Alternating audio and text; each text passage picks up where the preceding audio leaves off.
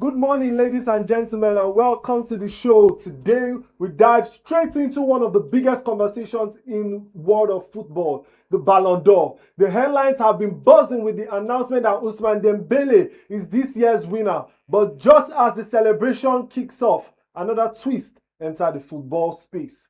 A leaked report suggests that Barcelona's teenage sensation, Lamine Yamal, has already been named the next Ballon d'Or winner. Is this a case of premature hype or the rise of a new era in football? We'll be breaking it down here on P&B TV. And then, shifting gears, we turn into England, where Chelsea clash with Manchester United in what many are calling one of the standout fixtures of the weekend. Chelsea, unfortunately, fell short once again to United, leaving fans with plenty of questions about where the team goes from here. Was it poor tactics, lack of finishing, or simply a stronger performance from Manchester United? We'll get into all of that. Joining me to unpack these topics are two brilliant analysts. From Benin, we have sports analyst and passionate Chelsea supporter, Ero John. And from Las Guinea, the state of Lagos, we are joined by sports analyst and devoted Manchester United fan, Wisdom, also known as the principal thing, the principality of sports. Gentlemen, welcome to the show. Good morning, Tom. Good morning, P&B SPORTS SHOW fans. Thank you for having me once again. Thank you. The principality of sports, the principal thing. How are you doing?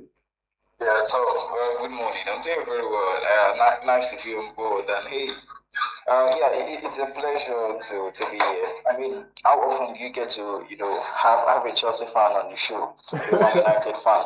I mean, I would have said it's going to be bloody, but then football won't give without violence. Okay, we'll head into that later. But first, let's start with the Ballon d'Or. Ero John, what is your take? Ousmane Dembele has been crowned the Ballon d'Or winner. What's your reaction on that topic? Okay, I will say first of all, congratulations to Ousmane Dembele, well deserved. Yesterday, I was telling a friend that at least this time around they got it right. A deserving winner got the award because if you check last season, Ousmane Dembele was on top level. He had an A game performance in most of the games he played. He was top level. So I'm very happy for him. You know, a player who in time past, three seasons ago, was always having injury woes. He plays 2 games, he goes off for 3 months. He even had Barca to sell him off. From his days at Dortmund down to Barcelona, even his early stage in PSG, he was not on the top of his game. He was always injured. He was always out. He was not just. We knew he had the talent because we saw sparks. The few games that he would play them well. But then having a stable season last season, because I think last season was his first stable season where he had the least number of injuries, and then he comes out top, even becoming a Ballon d'Or contender. That says a lot about his kind of playing ability, and I give it to him. Lamine Yamal is a good player. He's exceptional. But like I will always say, if I was to make a pick, I would prefer to push Rafinha than Lamine Yamal. And my reasons are clear. If you check Rafinha's statistics for Barcelona last season, they were insane. They were crazy. Rafinha legit carried that team on his shoulders. Football is not just about that. That's one of the things that people go wrongly then in the eras of Neymar dos Santos. Football is not just for entertainment. It's not because you are so exciting to watch. No, it's more than that.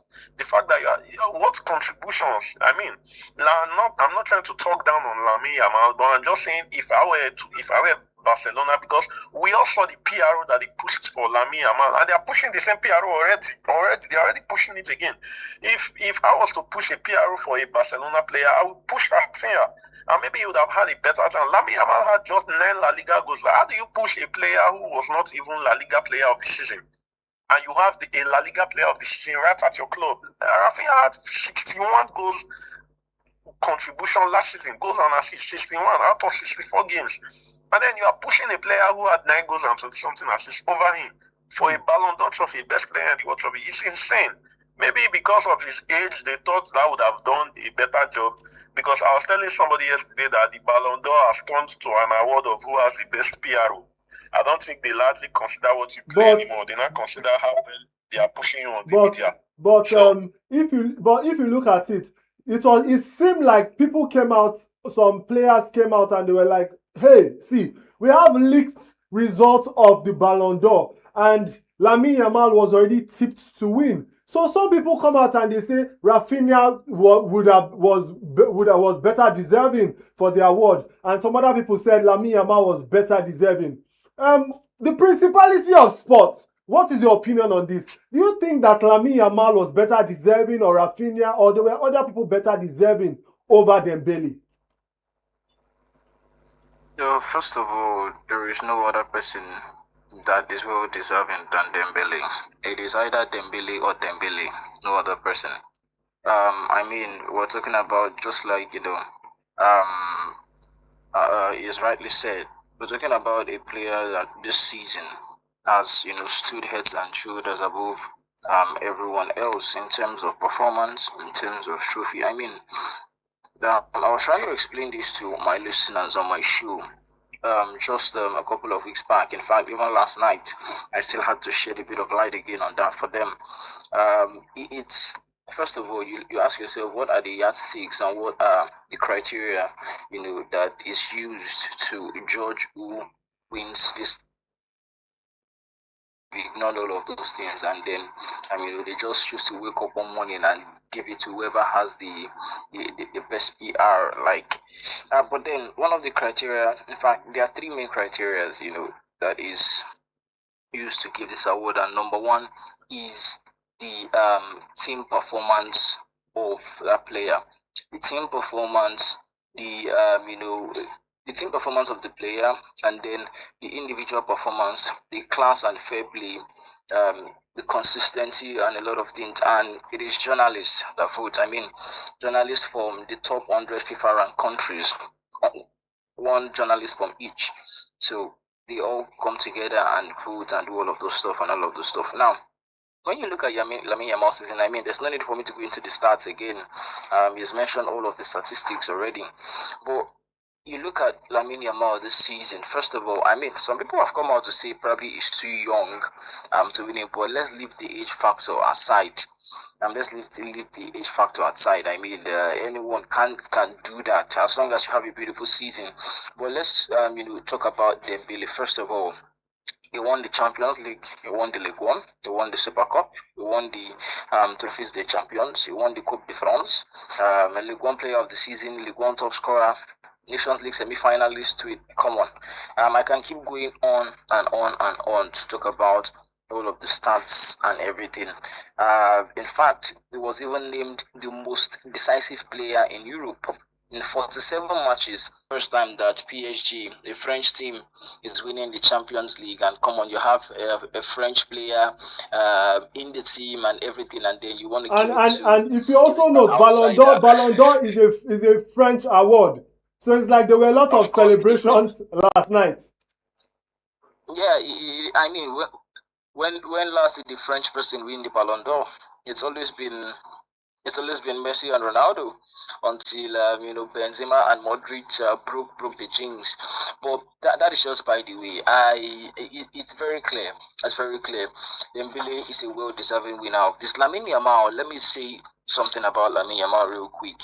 Now, Lamine Yamal is actually a brilliant talent. You said something earlier that people have started to push the PR about him winning the Ballon d'Or next season. Yeah. I don't think that should be the important thing for people right now. There is one thing people forget.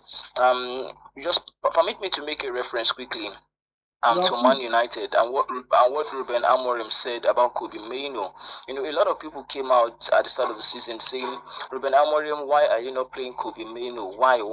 And then the man said something profound, which I took note of, which a lot of managers and a lot of people really don't get, especially we fans of football. He said, you all see Kobe Mainoo as a finished product because he had a beautiful season last season, because he has been performing so consistently at this young age, and you think he's a finished product. Kobe Mainoo is yet to show what he can do. He hasn't even done up to 10%. He hasn't fulfilled up to 10% of his potential. I can still unlock this guy and bring out different shades of him, and you see the best of him. So for Lamine Yamal now, the way the PR and the way the whole world is waxing lyrical about him, I just fear that he might become too relaxed, except he has the right set of people around him to bring out real potential. If at 18, Lamine Yamal is really, really balling like this, imagine how good and how better will become in the near future. But at the same time, that's one of the downsides of this thing. Where if care is not taken, I might just let it get to him. I mean, the season has not started, and you're already tipping him to win the next Ballon d'Or. It makes no sense. Let him have his season first. I mean, the young man is injured right now, so let him come back and have his stellar season, and then we can talk about that. Because from what we've seen this season, not just in Premier League, everywhere, this season there will be no minnows in football. This season, if you snooze, you lose. No team is coming to count. Stones for you. Everybody wants to win. So and the fact that everyone knows that he's a top dog, is part of the big boys now. You're not going to tell me you're coming, team, and you will not do your due diligence on him. Okay. So, but Principality of Sports. It's good. Principality of Sports. I know that you can continue talking about Lamine Yamal for the next 24 hours. But right now, we are going to be moving on to the Manchester United versus Chelsea match. So right now, we're going to go on a short break. And when we come back, we are going to be having the heat right here on P&B Sports Show. So stay tuned and don't go anywhere.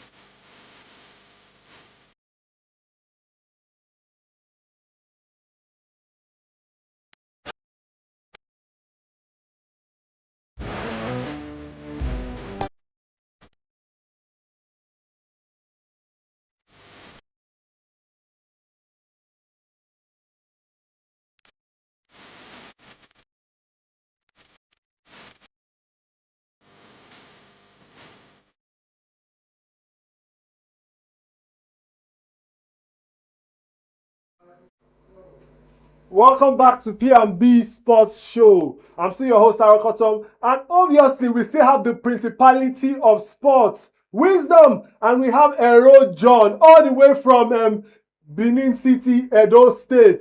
You know, I know throughout the weekend, Ero John has been crying, and obviously before this program, I had a nice meal, and I ate that meal the way Manchester United ate Chelsea over the weekend. Ero John, what's your take? What is your take on the Chelsea loss against Manchester United? Because now it seems as if Manchester United are now the club world champions by default. Okay. I believe you are trying to multitask. You are doing your job and you are trying to banter me, but it's allowed. Okay. Well, diving into it straightforward. First off, I will give it to Manchester United. I'm a Chelsea fan, but you know me very well. I like to admit things are true. I'll give it to Manchester United. That was a good game. But the truth of the deal remains that the game came with a lot of circumstances. Going into the game, my only doubt was this. I've watched, by God's grace, I've been watching football for quite a number of years now. Before that game, there was already an existing record that Chelsea has not been able to defeat Manchester United at Old Trafford for the past 12 years now. For the past 12 years. And so, going into that game, especially watching our game against the game against Brentford and the game against Bayern that we lost. I was not 100% hopeful that we were going to defeat them at Old Trafford, but I expected a good result. Now, if you watch that game closely from the first minute, Manchester United did what they were doing in previous games, same formation, same tactics, and I believe Enzo Maresca already had a counter game plan. But the red card came. It was, yes, the red card was a worthy one. It was not a controversial one. It was a clear red card case. But that changed the dynamics of the game. If we are to be truthful as football lovers and remove banter, a red card will always change a game, even no matter the minute it comes. And then this time around, the red card is coming to your goalkeeper, and in the 3rd minute of the game. I mean, there's little or no miracle that can happen when you go into, and then the coach made a panic substitution. Although he explained post-match that he had to do it, it was a tactical one for him, but I don't resonate with that. Having been a coach, I will not make such. I will not remove all my attacking options in the space of 10 minutes in a game, no matter what happens. This is not the first time Chelsea is having a red card in a game. Against Newcastle last season, we had a red card, our striker. Although that did not come as early as this, I understand that on his part. But you can testify that the red card affected the game even in the first 45 minutes. Because if you watch the second half, because Manchester United also got a red card along the line almost at the end of the first half, Casemiro got a red card. If you watch the second half, when the game was down to an even number, 10 men apiece, you tell for a fact that the way the second half went is how the game would have went if there was not an early red card. Well, I'm going to cut you short there, because I can feel the Principality of Sports boiling and emanating heat right now on this call. He's ready to talk and he's ready to banter. You mentioned something earlier, Ero John. You said we should remove banter. Well, the Principality of Sports, I can feel the heat emanating, and I don't think he can remove banter from this. The Principality of Sports, what's your take on this performance by Manchester United, your loving club, against Chelsea? Well, first of all, I knew Chelsea fans were going to say, the red card, this, the red card, that one. All the Chelsea fans have come across. I just didn't see a big. And that's the truth. But you just mentioned something. You spoke about the defense. And talking about the defense, it seems like to you feel that substituting attackers for defenders was the best option for Chelsea. Because if not, in your own opinion, Man U would have floored Chelsea like 5-1, 4-1. Yeah, really, to be honest, I think for Enzo Maresca, sorrowful. In a way, everyone is saying Maresca made a panic substitution. But let me just try to act like a defense for him. Now, you saw the intensity Man United came into that game with, and it was crazy, right? We saw from the get-go that Man United wanted to apply pressure, and I mean the pressure led to the red card. Robert Sanchez, that was a very, very silly, unnecessary red card to concede, but then it happened.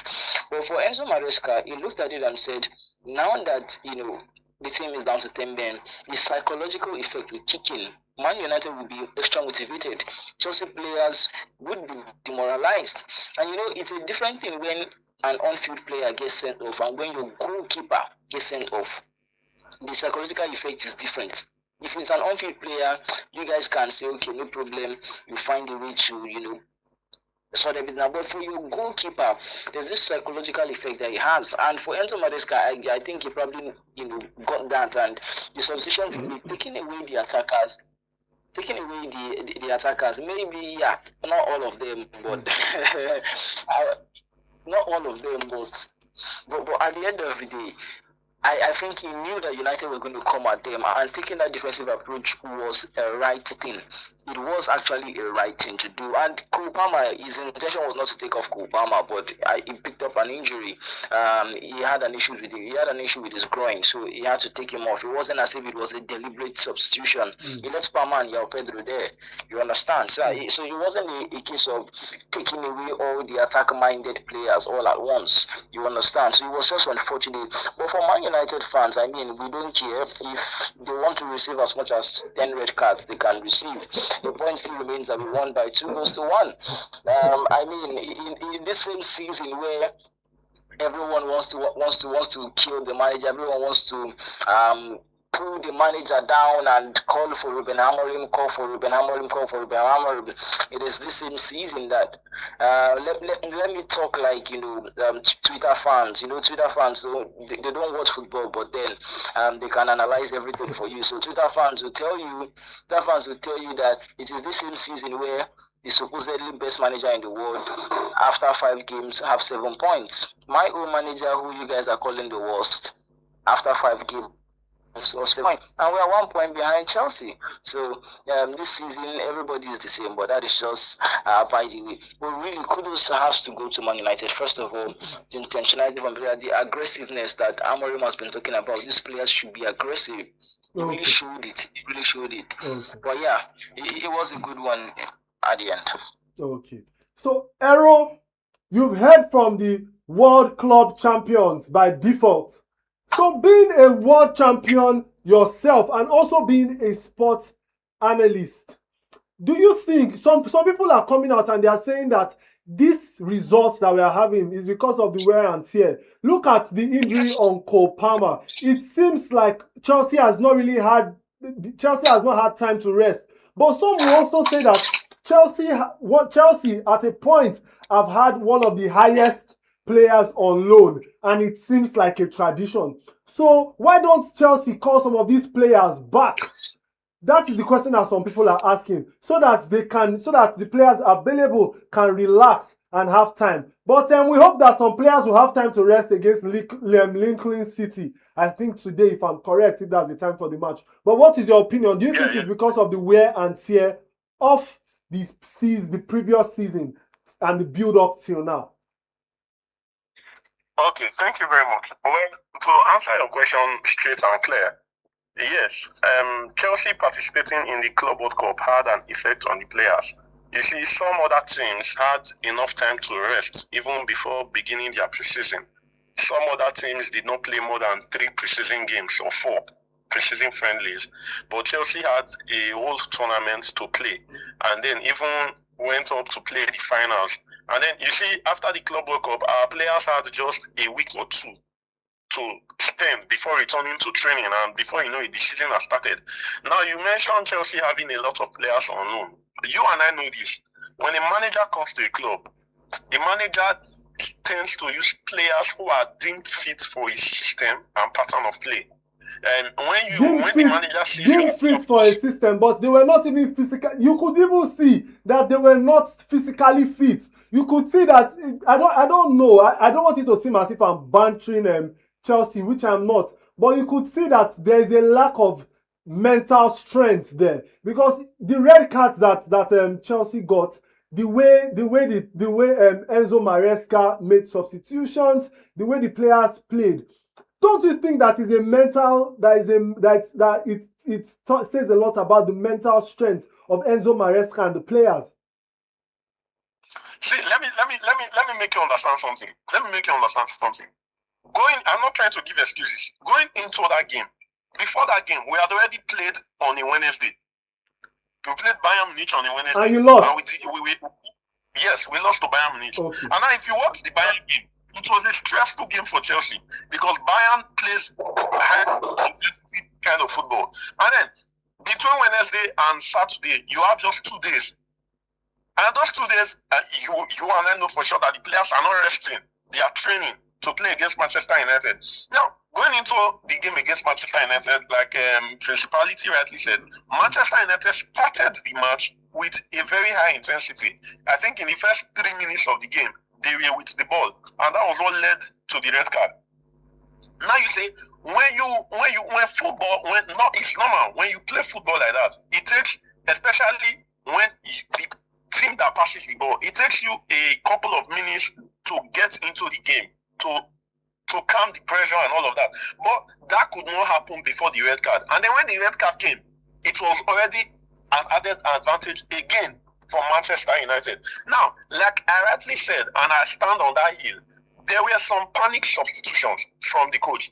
Now, you brought in Tosin for Estavio because of Sesko's height. Because Sesko was able to bully Chaluba. That was why he was able to head the ball to Mbemo. You saw Tosin before the game. Why did you not start Tosin, at least for the area strength of Sesko? You understand these things? Now, like we have rightly said, fatigue is a factor here.